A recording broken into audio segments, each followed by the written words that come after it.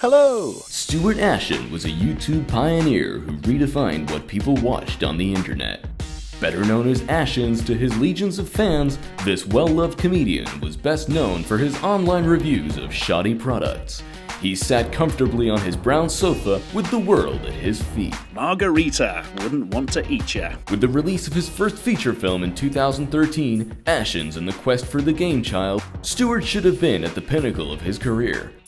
Ashens had long cultivated a nice guy image, but what really lay beneath was a shock to all. I don't know, he's obviously an artist. Probably not going to work with him again. He would actually chastise me on set in front of the crew during the middle of a take. And, you know, for me being such an accomplished and experienced actor, that's embarrassing.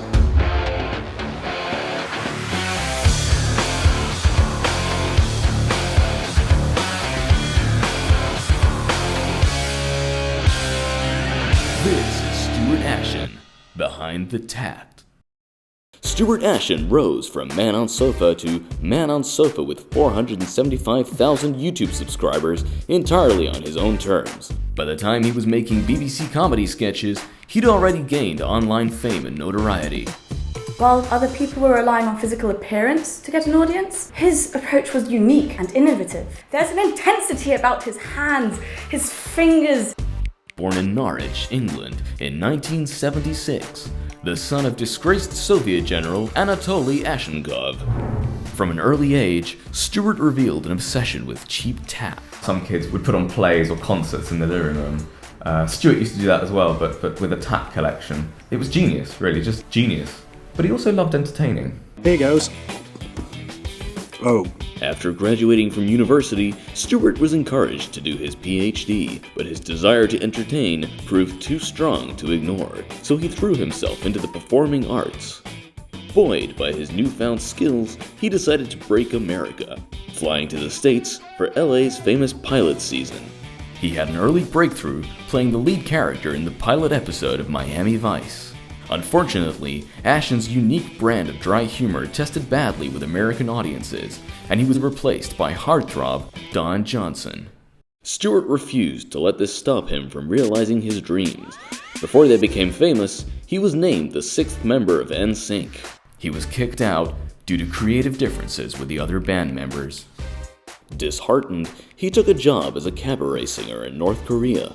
While there, he saw an unlikely opportunity and joined the military before staging a coup against the regime and proclaiming himself the supreme and most excellent leader of the country. While he enjoyed the fame and adulation, the pressures of eternal worship weighed heavily on his shoulders, and he eventually returned to his hometown of Norwich.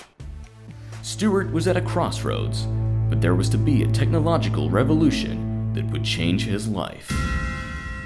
Right, as well as kicking over my rockery this morning, the postman has kindly brought me my Pop Station value pack. The advent of YouTube in 2005 allowed Stuart the opportunity to follow his true calling, and it provided him with the platform to get his unique message out to the world. I'm now going to turn that off because it's making my ears bleed. He was making a statement about rampant consumerism. He was educating the world. Ashens was on a roll, and he soon starred in his own comedy series, Ashen's Tech Dump, and the hugely successful sci-fi comedy, The Proxy. But it was the idea of a feature film that truly intrigued him, and this ultimately led to his greatest triumph to date, Ashens and the Quest for the Game Child. A chance encounter with director and screenwriter Rehab at a Manimal convention offered him a way to make his dream a sickening reality. It was to be a film made specifically for YouTube, starring and co-written by Stuart. Okay, camera set.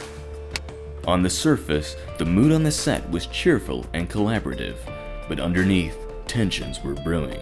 He tends to spend quite a lot of time in hair and makeup because he's very specific about his hair. He became so angry that he kicked a dog in the face, and it died.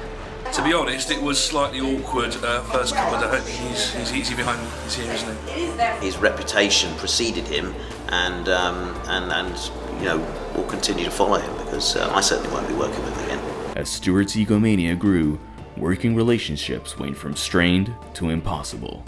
Before I said too much, so yeah. The film was uploaded to YouTube in August 2013, and was an unbridled success, setting the online world on fire.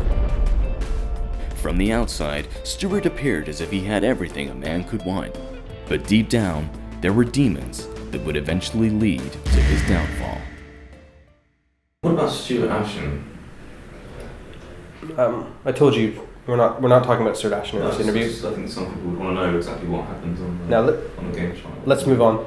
I told you we're not talking about Stuart Ashen. Turn the camera off. Thus began the inevitable turn to drugs, alcohol, and despair. Stuart had hit rock bottom. It began with an ill-fated investment into a Poundland competitor, followed by an embarrassing turn on the Eurovision, run-ins with the paparazzi, and finally being adopted as the latest child of Brangelina. Stuart finally ended up in celebrity rehab, and he came out a new man, at peace with himself. He did some soul-searching at an intensive yoga retreat in India, and eventually bought himself a vineyard in Italy. I think Stuart's lot in life has gone up and down. He's been in the bargain bucket a few times, but he'll be back on the top shelf soon, I have no doubt. Stuart Ashen is a man that has always danced to his own tune and said to the world he was going to do it his way. We're stuck. No, we're out. Right. Through the ups and downs, his passion for cheap tat has always been there. His future is brighter, and his path, while unclear, is taking shape.